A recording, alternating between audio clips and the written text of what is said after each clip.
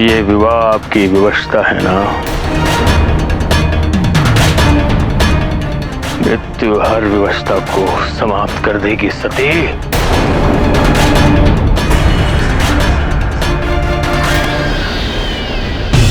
तुम सद्भीष नहीं हो। कौन हो तुम? तुम्हारा काल। वृत्तासुर हूं मैं।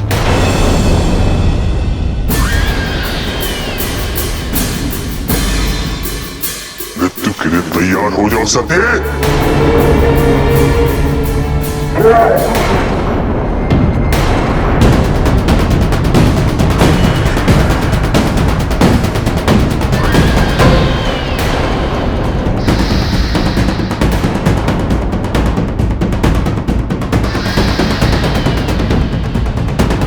आज तुम्हें कोई नहीं बचा पाएगा सते। व्यर्थ प्रयास मत करो।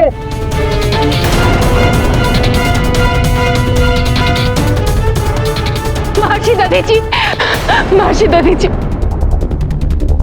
मेरी रक्षा कीजिए। क्या हुआ पुत्री सती? क्या बात है? वो राक्षस, उस राक्षस से मेरी रक्षा कीजिए।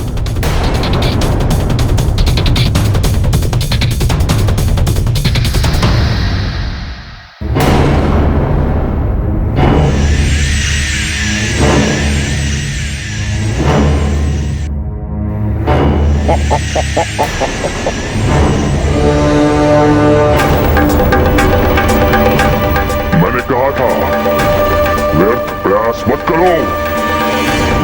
आज मेरे हाथों तुम्हारी मृत्यु लिखी है सती। रुको, ये मेरा आश्रम है। यहां हिंसा का प्रयोग वर्जित है। जाओ, चले जाओ यहां से। सती के प्राण लिए बिना कैसे लौट जाऊं? और तुम्हें अपने प्राणों से मोह है तो मेरे मार्ग से हट जाओ। ऋषि हर मोह से मुक्त होता है। आज दधीची अपने प्राण देकर भी सती की रक्षा करेगा।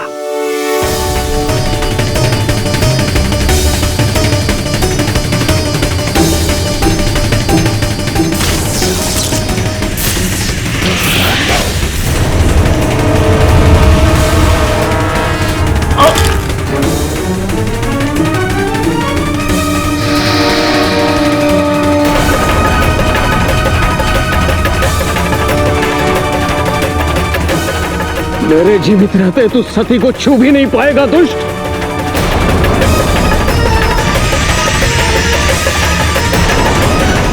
रुक जा दुष्ट।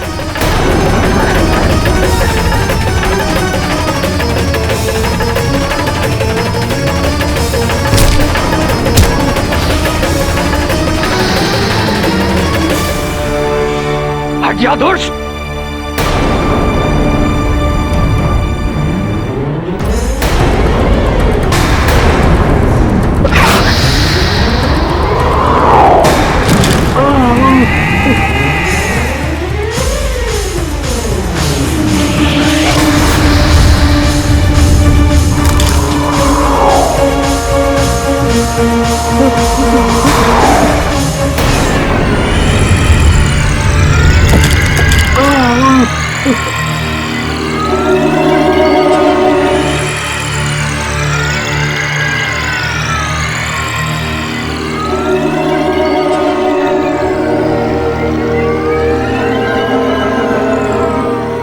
महादेव, सती की रक्षा करें महादेव। रक्षा करें प्रभु, सती की रक्षा करें। महादेव।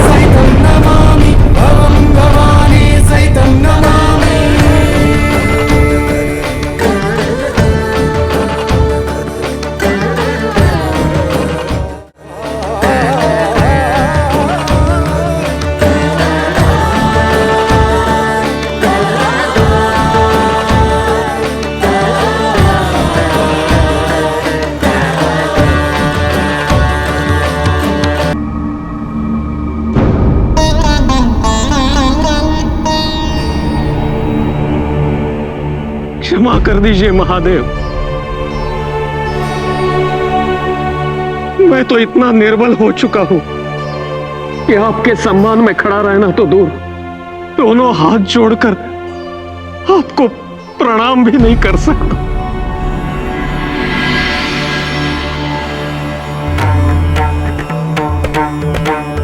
जो अपने आचरण से धर्म की स्थापना करते हैं उन्हें किसी शिष्टाचार की आवश्यकता नहीं होती ऋषि दधीची।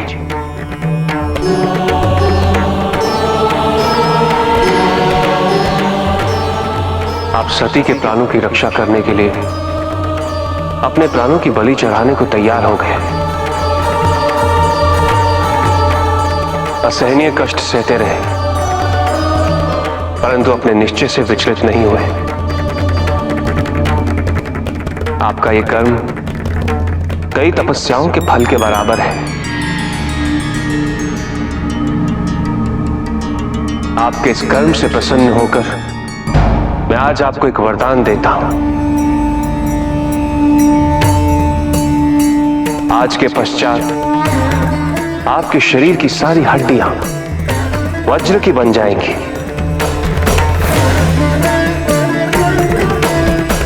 जिसे इस संसार की कोई भी शक्ति कभी तोड़ नहीं पाएगी।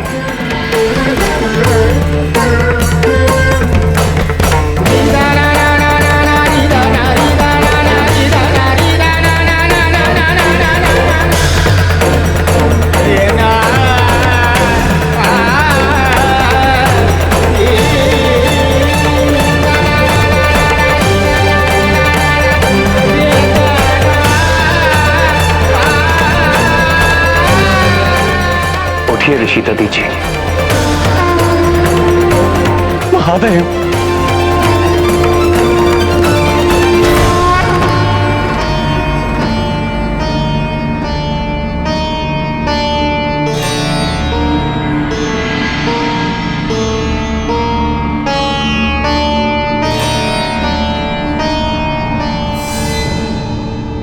क्षमा कीजिए महर्षि, आज मेरे कारण आपको बहुत कष्ट उठाना पड़ गया।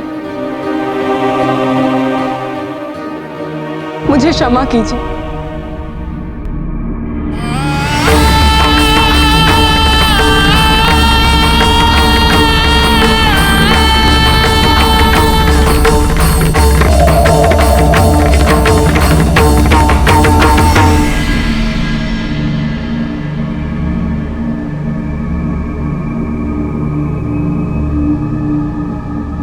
कर्म का फल मिलता है ये तो सुना था, लेकिन कर्म के फल से कई गुना अधिक का वरदान तो केवल महादेव ही दे सकते हैं।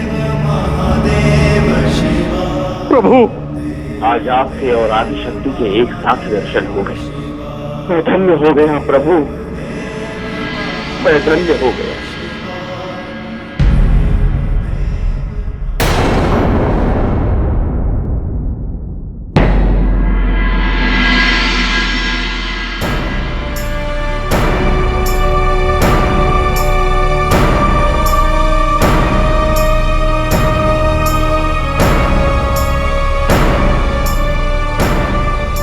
शगुन का शुभ मुहूर्त बीता जा रहा है। सती और सदबीज को आने में इतना विलंब क्यों हो रहा है?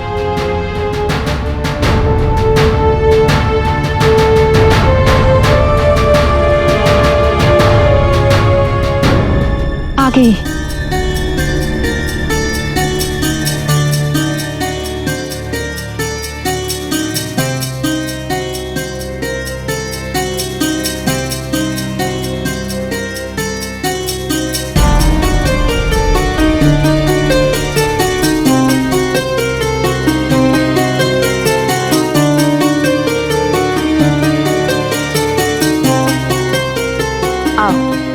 आसन ग्रहण करो।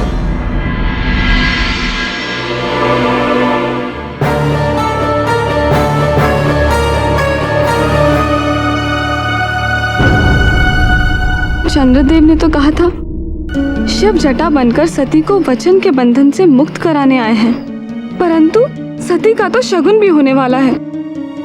अब कैसे मुक्त होगी वो वचन से? कैसे?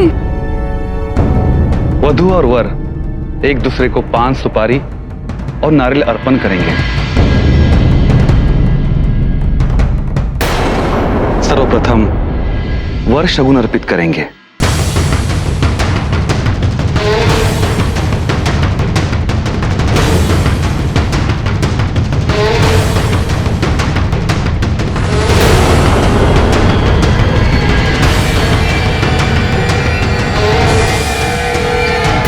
जगदीश, शुभ मुहूर्त निकला जा रहा है, नारियल अर्पित करो।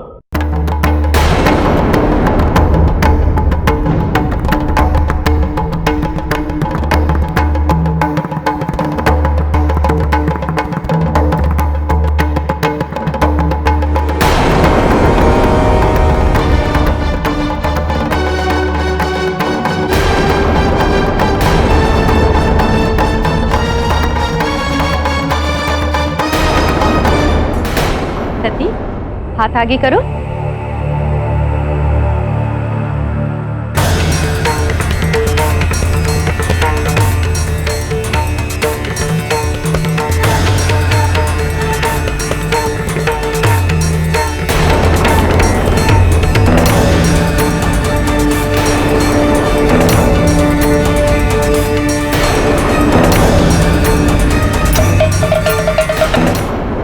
जगदीश, वो तुम्हारी ही मूर्ति है।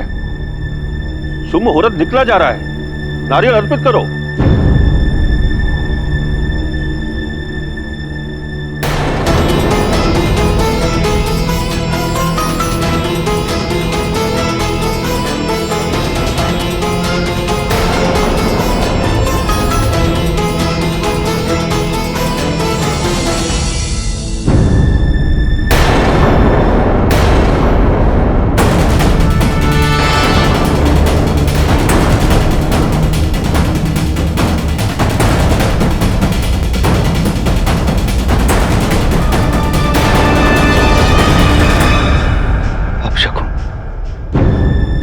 घोर अपशकुन।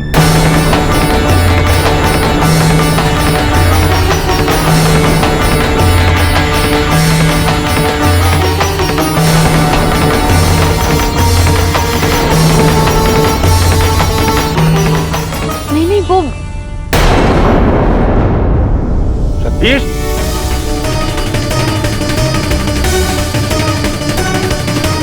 जगदीश,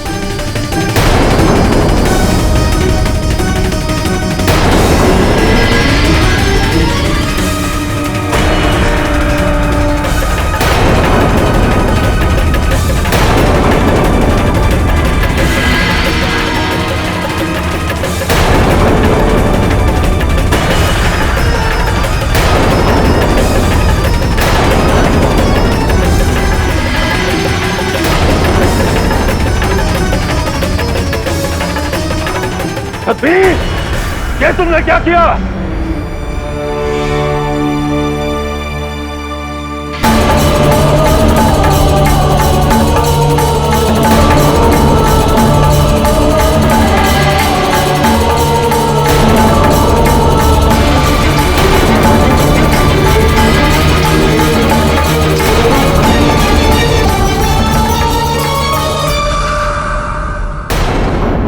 जगदीश, तुमने क्या किया? तुम फिर से कुरूप हो गए। जो सुंदरता राक्षस बना दे उससे कहीं अच्छी है मेरी एक कुरूपता।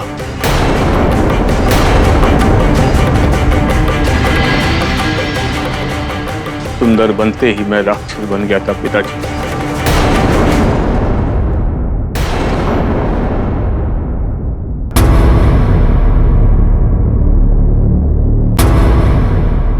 मुझे क्षमा करे प्रजापति, मैं सती से विवाह नहीं कर पाऊंगा।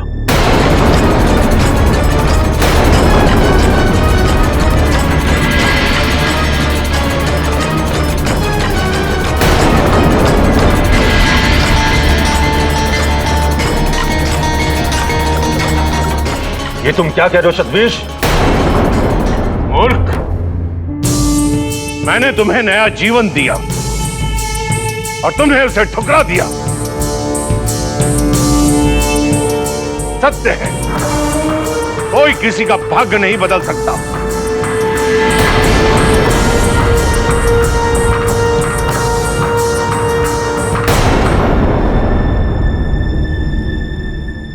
फिर सती के भाग्य को बदलने का निरर्थक प्रयास क्यों कर रहे हैं आप? सती का भाग्य महादेव। शांत हो जाओ। कहीं ऐसा ना हो कि मेरा क्रोध श्राप में बदल जाए।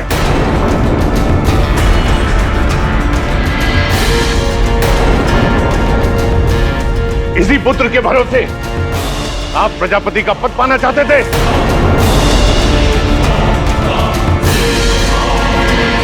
ये तन से ही नहीं, बुद्धि से भी कुरूप है।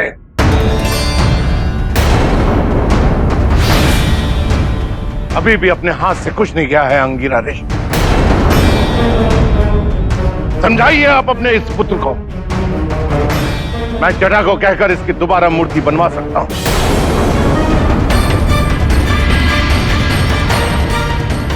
ये पुनः रूपवान बन सकता है। मुझे आपका उत्तर चाहिए अंगिरा ऋषि। आप चाहें तो मैं आपको प्रजापति का पूरा पद दे सकता हूं।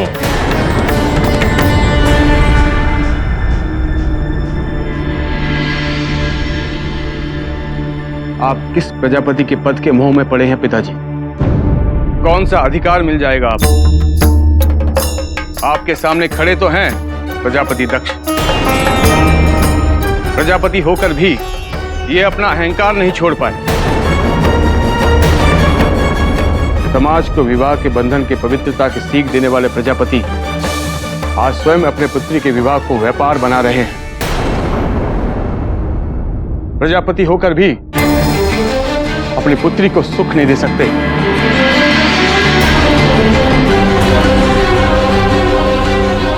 उसकी इच्छा पूरी नहीं कर सकते। फिर आपको कौन सा सुख मिल जाएगा प्रजापति के पद को पाकर पिताजी? मुझे तो लगता है जो सुख अभी आपके जीवन में है वो भी छिन जाएगा।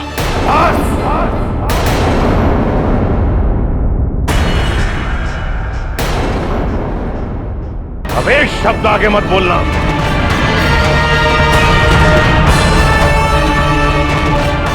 आप अपने इस मूर्ख बेटे को समझाते क्यों नहीं?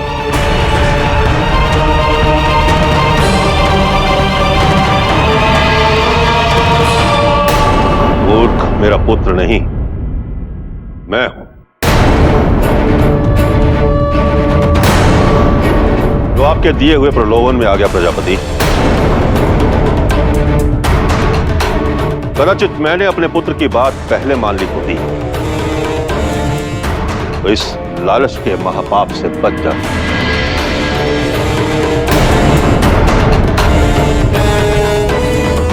क्षमा कीजिएगा प्रजापति, मैं आपका प्रस्ताव अस्वीकार करता हूं।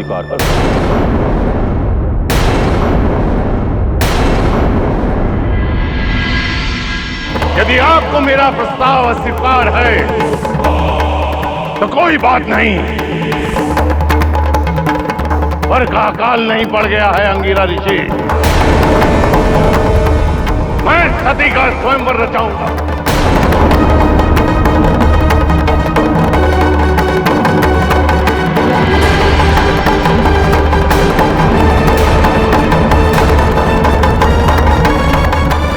जहां मेरी सती अपनी इच्छा से अपने लिए योग्य वर चुनेगी।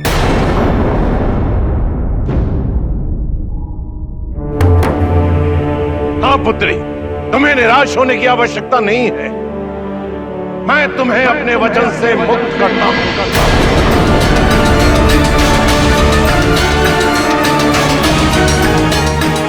इस स्वयंवर में तुम अपनी इच्छा से अपना वर चुनोगी।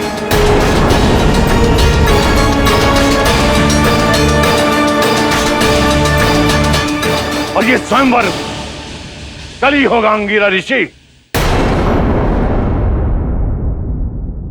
जैसी आपकी इच्छा, परंतु मुझे संदेह है कि इस स्वयंवर में कोई भी आएगा। मुझे आज्ञा दीजिए। चलो पुत्र।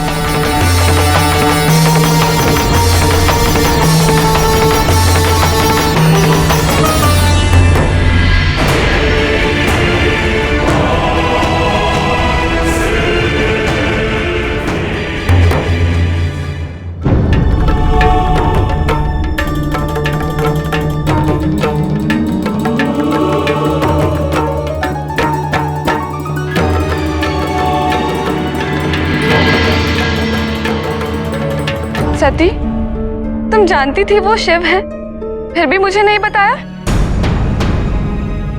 क्या बताती दीदी कि शिव जटा बनकर मेरा विवाह शतभीत से कराने आए थे। ये क्या कह रही हो सती? ऐसा नहीं है, शिव तो तुम्हें तुम्हारे वचन से मुक्त करने आए थे। क्या? हाँ, तुमने स्वयं पिताजी को वचन देकर अपने और शिव के बीच दीवार खड़ी कर ली थी,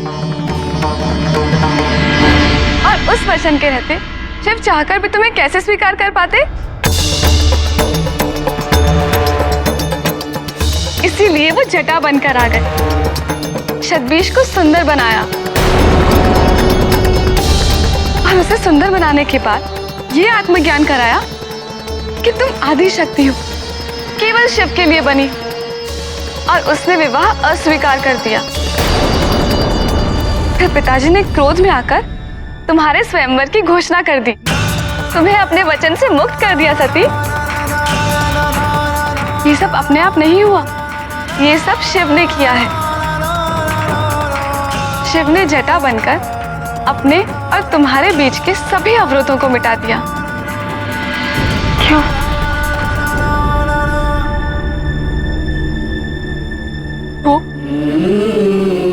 वो यहाँ मेरे लिए आए थे, और मैंने क्या कर दिया दीदी? मैंने बार बार उनका अपमान किया। मुझे उनसे क्षमा मांगनी होगी, इसी क्षण उनसे क्षमा मांगनी होगी।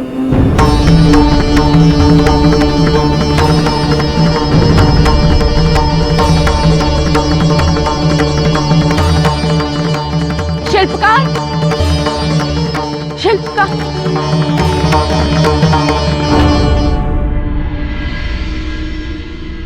देवी, शिल्पकार जटा तो चले गए। क्या?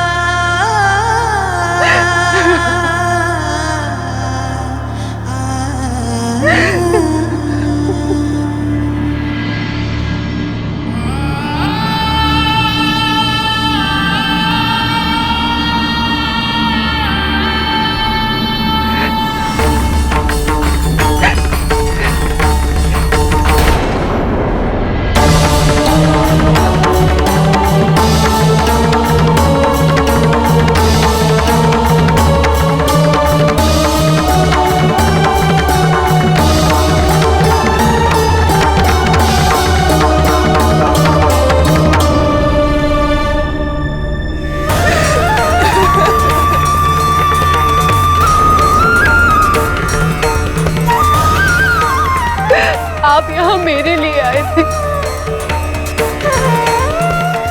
मुझे वचन से मुक्त करने, और मैं आपको समझ ही नहीं पाई। आपका इतना अपमान किया मैंने, और आप मुझे क्षमा मांगने का एक अवसर दिए बिना ही चले गए।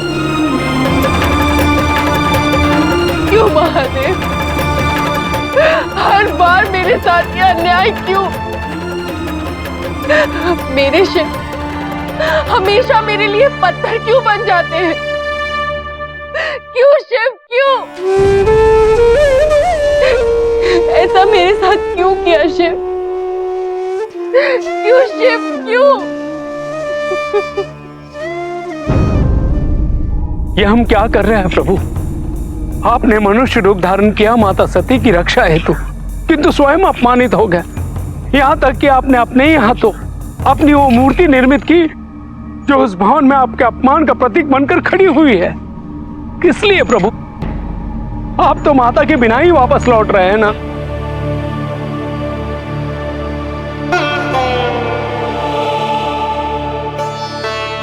अब आगे और क्या मंशा है आपकी प्रभु? जब इस मनुष्य रूप की आवश्यकता नहीं रही तो इस तरह इस प्रकार भटकने का क्या अर्थ है? नहीं नहीं प्रभु, चलिए हम वापस कैलाश चलते हैं। बहुत हो गया, हम वापस कैलाश चलते हैं प्रभु।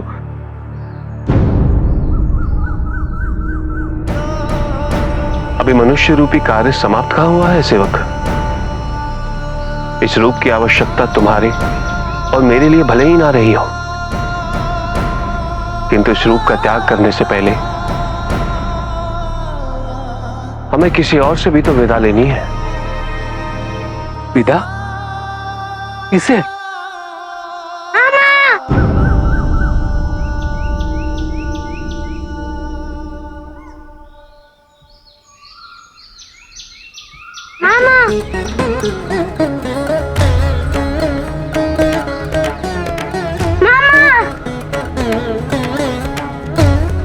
मामा, मुझे प्रजापति के भवन से पता चला है कि आप वापस जा रहे हैं। कहाँ जा रहे मामा? मुझे बिना बताए। मुझे भी अपने साथ लेकर चलिए, मैं आपके बिना नहीं रह सकता। तुम निश्चिंत रहो सुकन, मैं तुम्हें छोड़कर कहीं नहीं जाऊंगा। मैं सदैव यहीं रहूंगा तुम्हारे पास।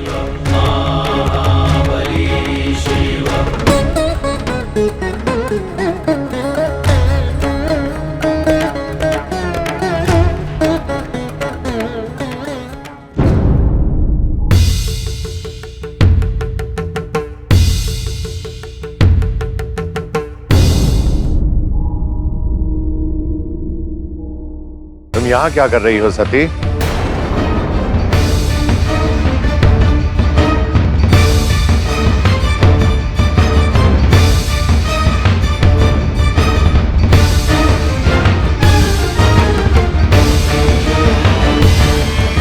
कुछ नहीं पिताजी, कुछ नहीं।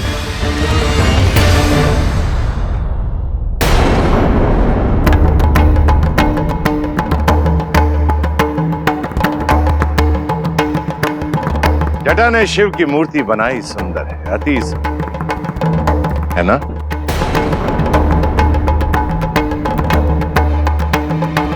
मैं शिव को सर्वथा अयोग्य समझता था, परंतु इस मूर्ति को देखकर लगा कि शिव योग्य, कम से कम द्वारपाल बनने योग्य तो है ही शिव।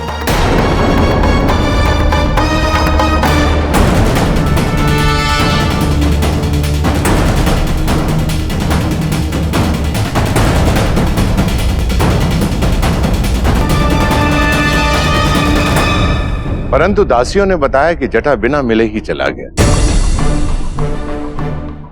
मुझसे भी भेंट नहीं की। ये कलाकार लोग होते ही ऐसे, परंतु वो था पक्का शिव विरोधी, तभी तो ऐसी मूर्ति बना पाया वो।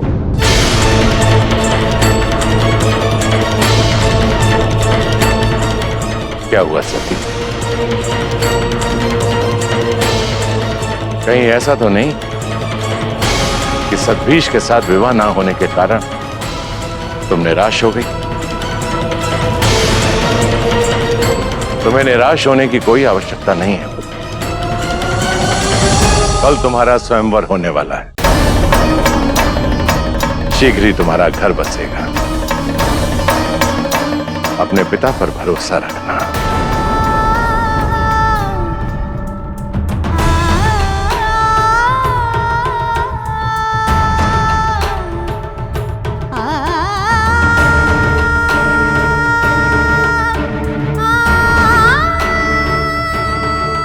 मेरे लिए आए थे दीदी, और वो मुझसे मिले बिना ही चले गए। मुझे क्षमा मांगने का एक अवसर तक नहीं दिया उन्होंने। मुझसे बहुत बड़ी भूल हो गई है दीदी। मुझे उनका अपमान नहीं करना चाहिए था। मुझे भय हो रहा है, कहीं मैंने उन्हें सदा के लिए खो तो नहीं दिया। दीदी मैं क्या करूं?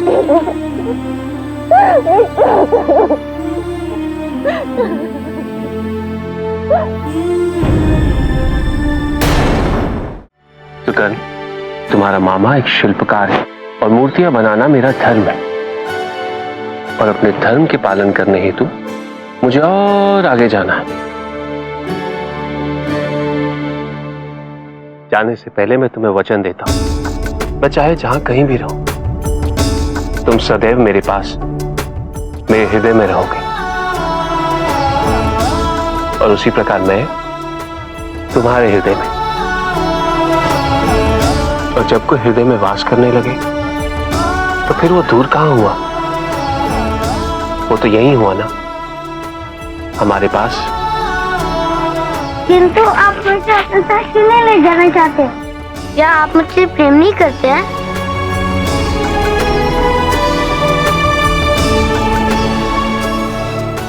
करता हूं, बहुत प्रेम करता हूं, और तुम्हें अपने साथ ले जाना भी चाहता हूं।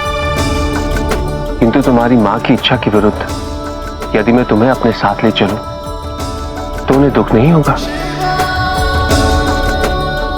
कि उनकी संतान ने मेरे प्रेम में उनको त्याग दिया?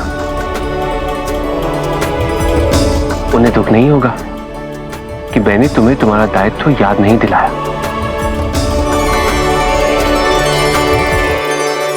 नहीं सुकन, अभी समय नहीं हुआ मेरे साथ चलने का, और वो समय तभी होगा जब तुम अपने कर्तव्य का पूरी तरह निर्वाह कर लोगे।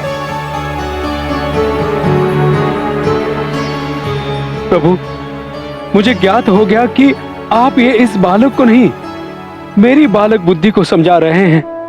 आप नहीं चाहते कि आपके प्रेम में माता सती पुत्र के दायित्व से भटक जाए।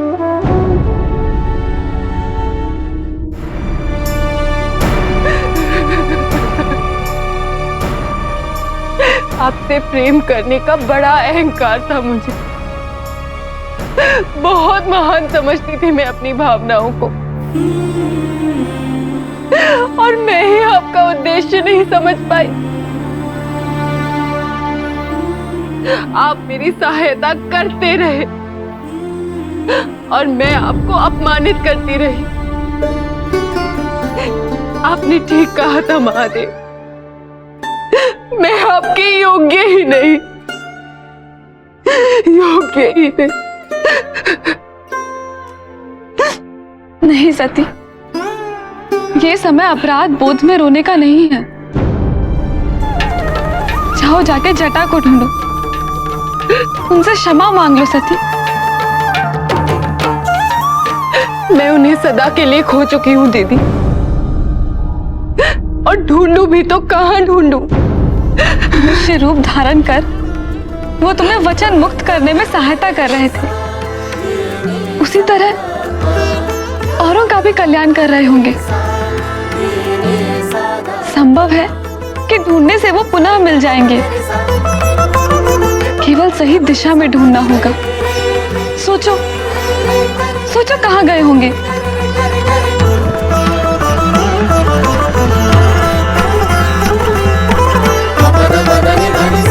अच्छा, तो ये है मेरी होने वाली मामी।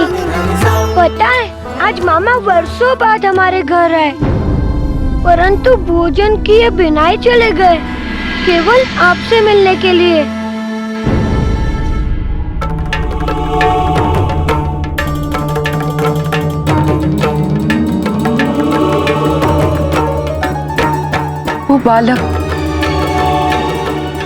वो बालक उन्हें मामा कहकर संबोधित कर रहे थे। संभवतः शिव उन्हीं से मिलने गए। तो जाओ सती जाओ, यदि आज तुमने जटा को नहीं पाया तो मुझे भय है कि तुम उन्हें सदा के लिए खो दोगी। जाओ सती, जाकर उनसे क्षमा मांग लो। एक एक पल का विलंब भी कहीं कई कल्पों की दूरी का कारण न बन जाए। जाओ सती, जाओ।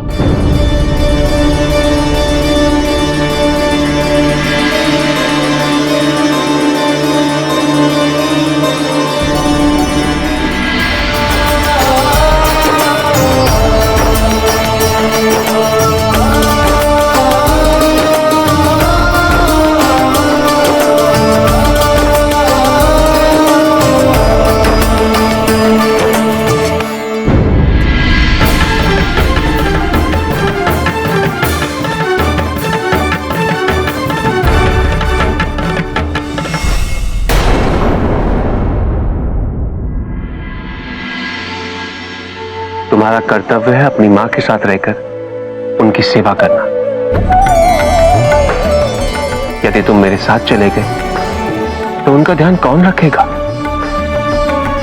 एक तुम ही तो हो उनके सपनों को साकार करने वाले, एक तुम ही तो हो उनके जीवन का आसरा।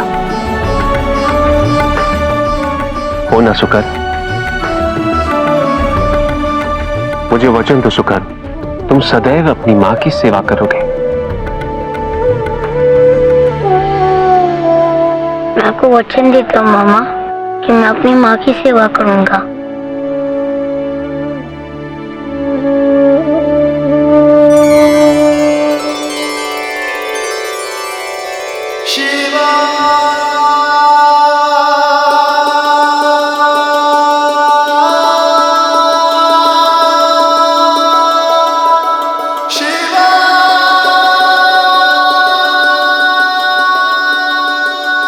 सेवक, सुकर्ण को उसके निवास स्थान तक छोड़कर आओ।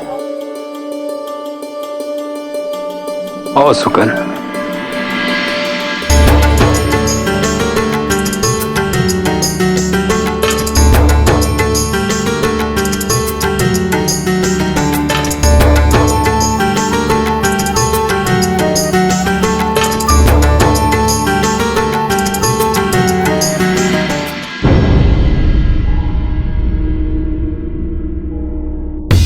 आप सभी को ज्ञात होगा कि मैंने सभी से सती के विवाह की प्रार्थना की थी, परंतु सभी ने मेरे इस प्रस्ताव को ठुकरा दिया।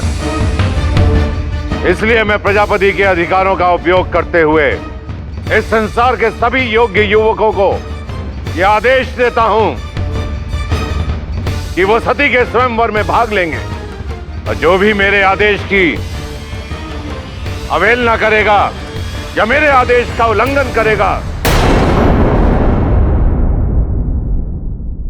वो मेरे दंड का अधिकारी।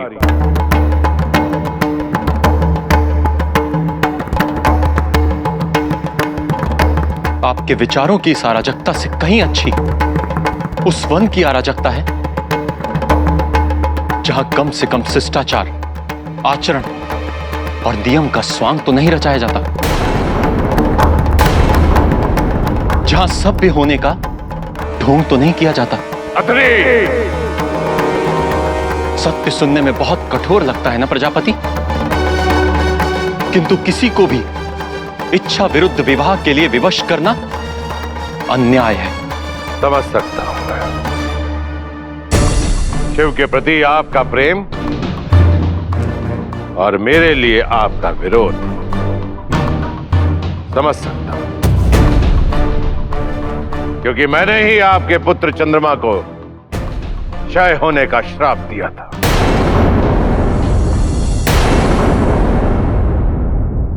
और शिव ने ही उसे श्राप मुक्त किया था।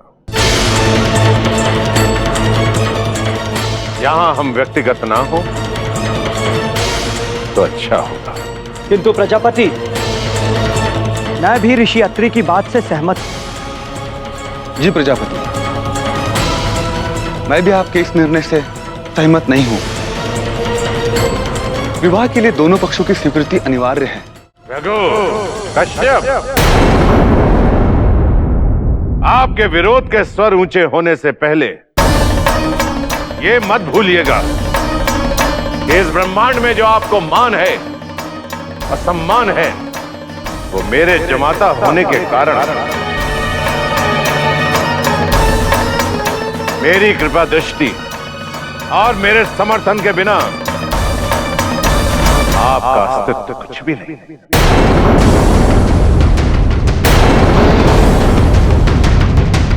आपको तो कृतज्ञ होना चाहिए कि मैंने अपनी पुत्रियों का विवाह आपसे करके आपको अपना जमाता बनाया।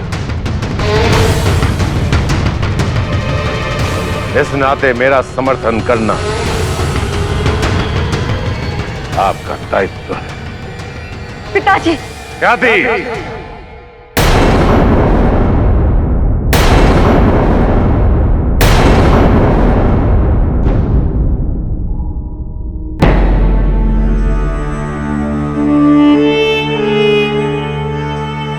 स्वयंवर की तैयारियां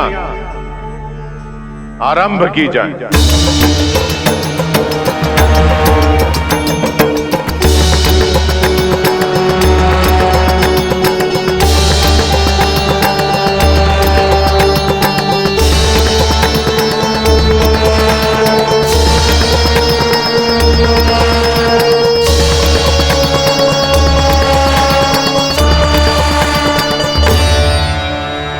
क्या आप सब जानते हैं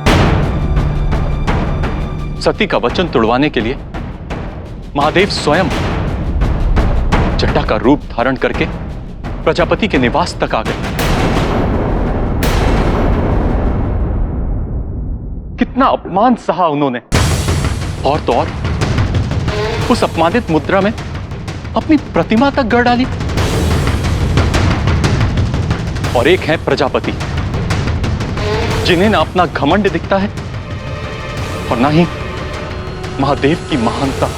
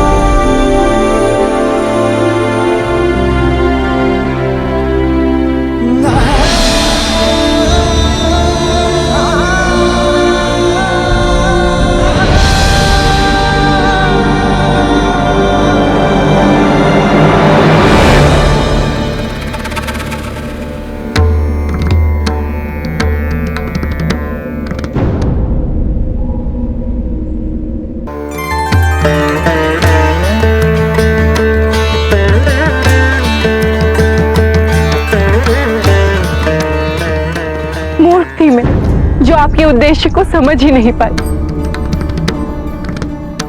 आप वहां मेरे लिए आए थे और मैं आपको ही अपमानित करती रही। आप ठीक कहते थे, मैं आपके योग्य ही नहीं। कितनी स्वार्थी थी मैं, केवल अपने बारे में सोचती रही। किंतु अब मुझे अपनी भूल ज्ञात हो गई है। अब सती आप पर कभी शंका नहीं करेगी, कभी नहीं। मुझे क्षमा कर दीजिए। सब कहते हैं कोई सच्चे मन से और पश्चाताप के साथ यदि आपसे क्षमादान मांगे तो आप उन्हें क्षमा कर देते हैं।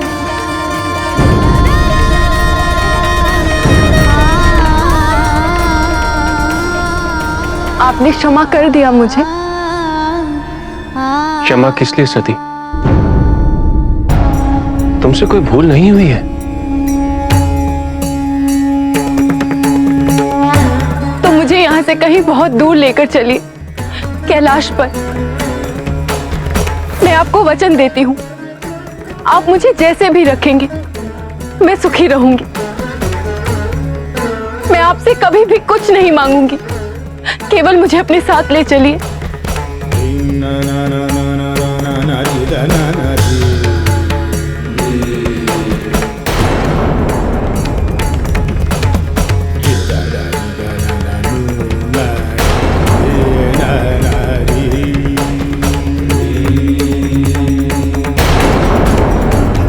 सती, तुम अपने पिता के लिए वचनबद्ध हो, इसीलिए मैंने ये सारी लीला प्रजापति की मर्यादा रक्षा हेतु रची थी। मैं जानती हूँ, परंतु अब मैं उस वचन से मुक्त हूँ। अब मुझे अपने साथ कैलाश ले चलिए। पुत्री तो कुल और वंश की लाज होती है सती, उसके ऊपर मर्यादा की रक्षा का दायित्व होता है। तुम तो ब्रह्मा की पोती हो, सभ्यता के संस्थापक और संचालक प्रजापति तक्ष की पुत्री। यदि तुम ही उनके बनाए नियमों का पालन नहीं करोगी, यदि तुम ही उनके बनाए नियमों को तोड़ दोगी, तो तुम्हारे पिता का घोर अपमान नहीं होगा?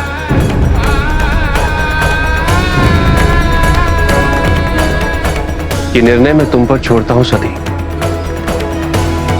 क्या तुम अपनी मर्यादा को लांघकर मेरे साथ कैलाश चलना चाहती हो,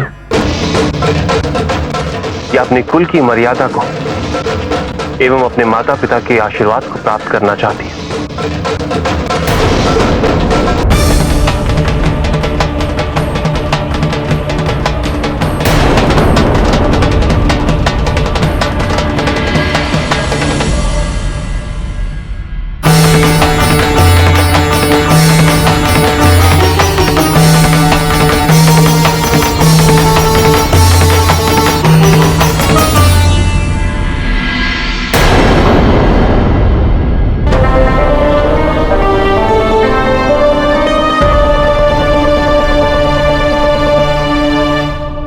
आपने क्या निर्णय लिया माता? जिस मर्यादा की रक्षा करने हेतु इन्होंने इतना कुछ किया, इतना कुछ सहा, उसका हनन मैं कैसे कर सकती हूँ?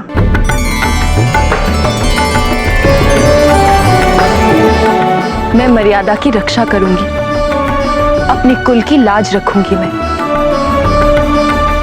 अब मुझे किस बात की चिंता? अब तो जैसे जीवन का उद्देश्य ही पूरा हो गया है। अब मन में कोई भय नहीं, कोई जल्दी नहीं। मन की अधीरता अब शांत हो चुकी है। आज इस एक इच्छा की पूर्ति क्या हुई, मैं तो जैसे इच्छा मुक्त हो गई हूं।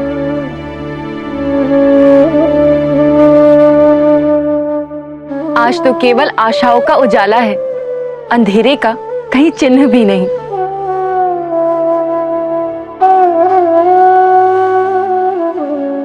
आज मैं अपने भवन इसीलिए लौटना चाहती हूँ ताकि माँ और पिताजी की स्वीकृति और आशीर्वाद के साथ विदा ले सकूं।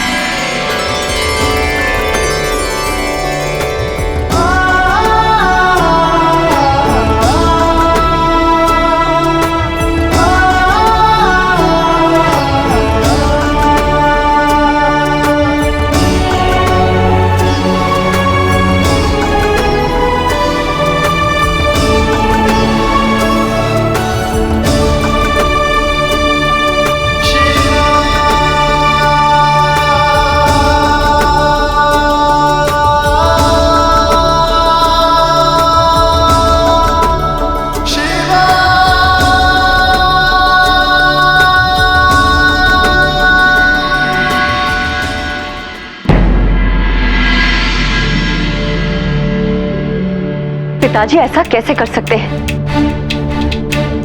भरी सभा में आप दोनों से ऐसे कुवाक्य, आप दोनों का इतना अपमान,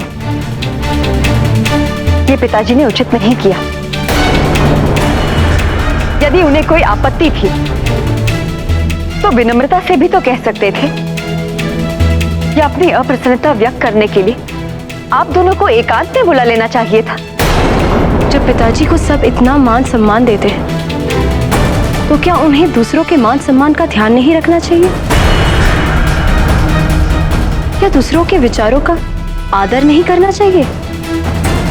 तथ्य तो यह है कि जो चुप रह जाए, जो अपने आत्मसम्मान पे लगी ठेस को बिना किसी विरोध के सह जाए,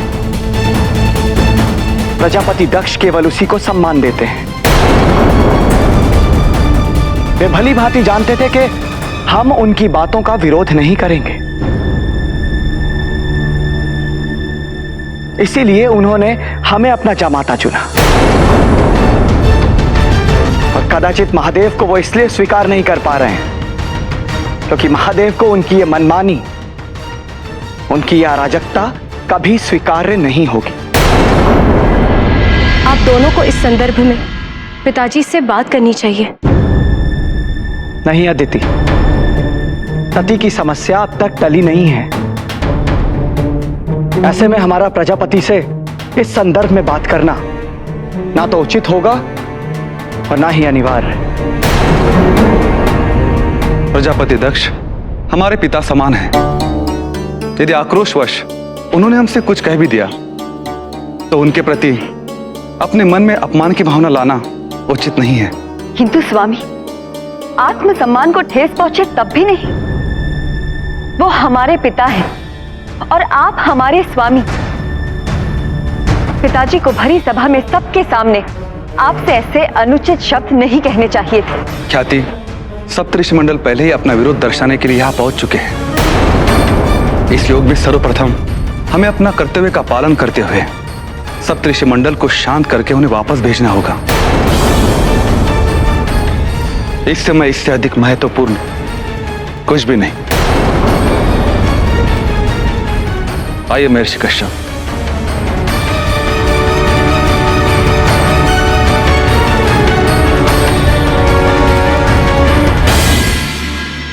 ऋषिवर, मैं आप सबसे प्रार्थना करता हूं कि प्रजापति दक्ष के प्रति आप अपने अपनी अवधारणा समाप्त कर दें। प्रजापति का अहंकार सभी सीमाओं को तोड़ चुका है। वो ये समझने को तैयार ही नहीं है कि जिसका जन्म ही शिव से विवाह करने के लिए हुआ है, उसका विवाह किसी और के साथ कैसे हो सकता है। महर्षि भृगु, आप तो ज्योतिष विद्या के ज्ञाता हैं। गणना कीजिए और बताइए दक्ष और सती के ग्रहों की दशा क्या कहती है। सती का विवाह शिव से होगा या किसी और से?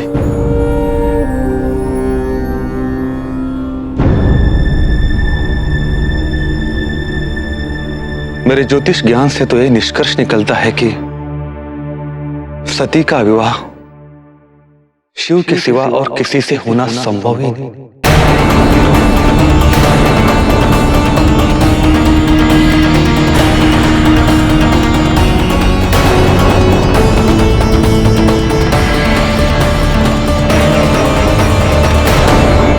स्वामी भक्ति इतनी अंधी नहीं होनी चाहिए महर्षि भृगु। और यदि आप उनका हित चाहते हैं तो उनके अहंकार पर अंकुश लगाइए।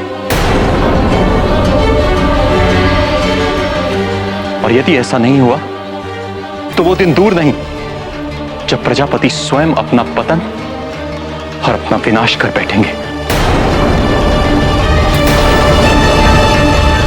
यदि होनी को टालना संभव होता तो प्रजापति ये कब का कर चुके होते, किंतु ये योग इतना साधारण नहीं है। सती का जन्म ही शिव की अर्धांगिनी बनने हेतु हुआ है, ताकि इस सृष्टि का उद्धार हो सके। और अब उस उद्देश्य की पूर्ति का समय आ चुका है और प्रजापति को भी यह बात समझनी ही होगी।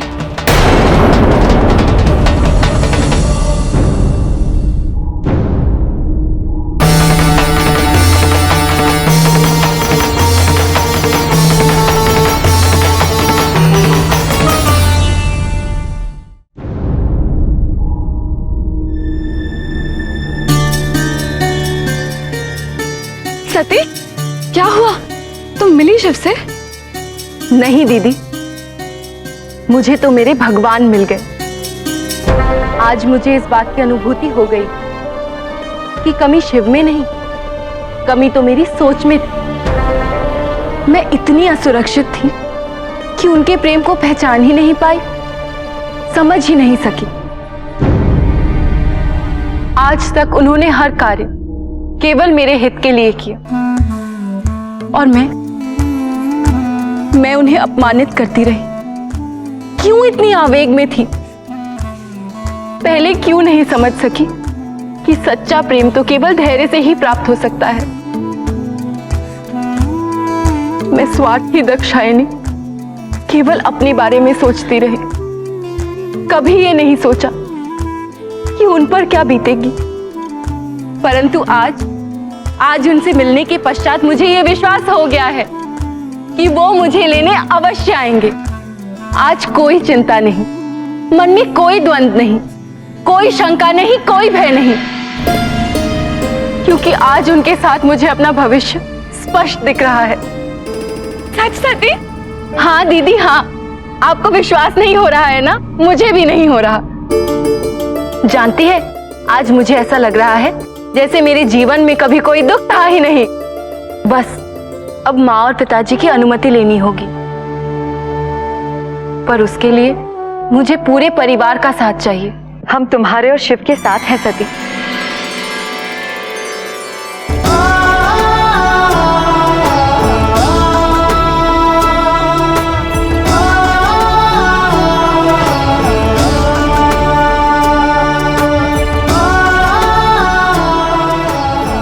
ये सब पूर्व निर्धारित था।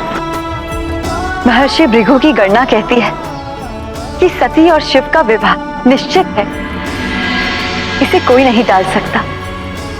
तो किसी के विरोध का कोई महत्व ही क्या? सती, दोष हमारा था। तुम्हारी यातना को समझना तो दूर, हम सब उसका कारण ही बनते चले गए। मैं क्षमा कर दूं। नहीं दीदी, ये कैसी बात कर रही हैं आप? हमें अभी पता चला सती कि जटा के रूप में वे शिव ही थे, जिन्होंने तुम्हें वचन मुक्त करवाने के लिए इतना अपमान सहा। यहां तक कि उन्होंने स्वयं को अपमानित कराने के लिए अपनी वो मूर्ति भी बनाई। हम ही मूर्ख थे जो समझ नहीं पाए शिव को। मैं भी उन्हें कहां समझ पाई दीदी। अभी उन्हीं से मिलकर आ रही हूं। जानती है, जब मैंने उनसे कहा कि मुझे भी अपने साथ कैलाश ले चली, तो उन्होंने क्या कहा? उन्होंने कहा, एक पुत्री के लिए अपने कुल की मर्यादा की रक्षा करना परम धर्म है, और अपने माँ और पिताजी के विरुद्ध जाकर मैं उनसे विवाह करूं, ये उन्हें कदापि स्वीकार नहीं। निसंदेह शिव ने मर्यादा को स्थापित करने का महान कार्य किया है। तो विलंब कैसा? चलो हम पिताजी को सत्य बता देते। नहीं दीदी नहीं, अभी नहीं।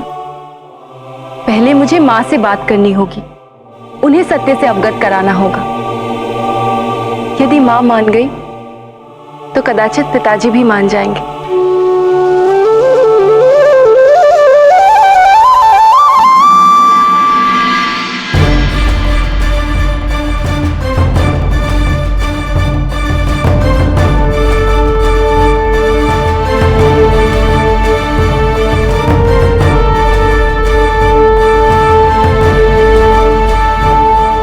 प्रजापति, हमें आपको यह सूचना देते हुए अत्यंत हर्ष हो रहा है कि जटा के रूप में स्वयं महादेव आपके निवास स्थान पर आए थे। हम सभी का आपसे आग्रह है कि आप अपनी यह हट त्याग कर सती का विवाह शिव से संपन्न करें।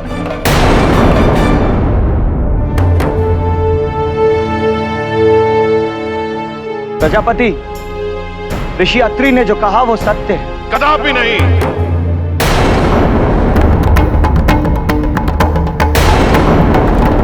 आप सब मेरी अवहेलना कर रहे हैं। शिव ने मेरे निवास पे उस शिल्पकार के रूप में प्रवेश कर मर्यादा के विरुद्ध कार्य किया है और आप सब उसका समर्थन करते हैं। इसे मैं आपकी मूर्खता समझूं? आपका दुस्साहस।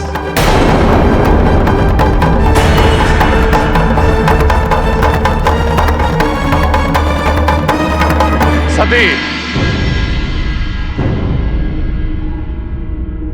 तुमको शिव के बिना ही रहना होगा।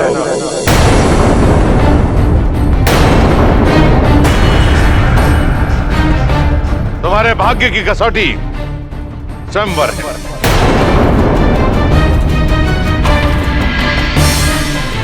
तुम्हें अपने लिए वर चुनना होगा और इसके अतिरिक्त तुम्हारे समक्ष और कोई विकल्प नहीं है। किंतु ये तो अन्याय है पिताजी। न्याय और अन्याय की शिक्षा अपने पिता को मत दो।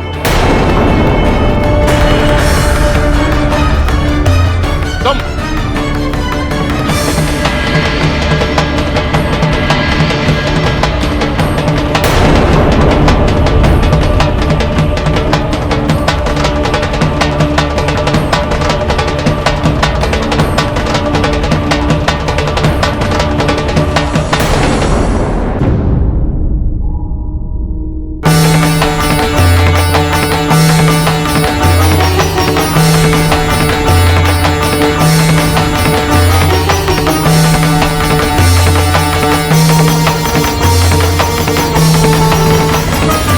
प्रसूति, मेरे अपने हितैषी मेरा विरोध कर रहे हैं।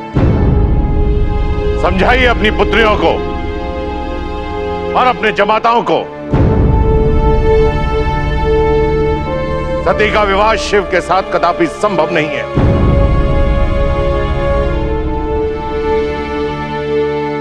यदि संभव नहीं है स्वामी, तो संभव करना होगा।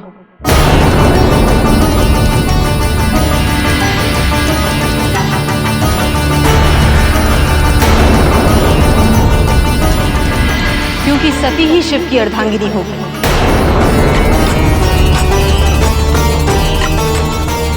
और इस बात का ज्ञान मुझे हो चुका है स्वामी।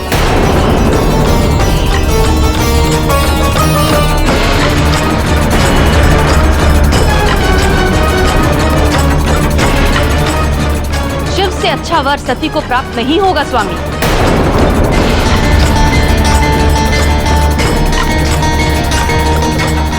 अब इस सत्य को स्वीकार करने के सिवा आपके पास और कोई विकल्प नहीं है स्वामी।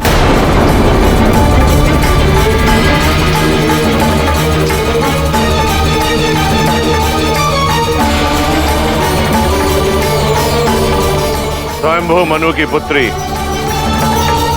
कभी भी अपने दायित्व को नहीं भूली थी, परंतु आज क्या हो गया?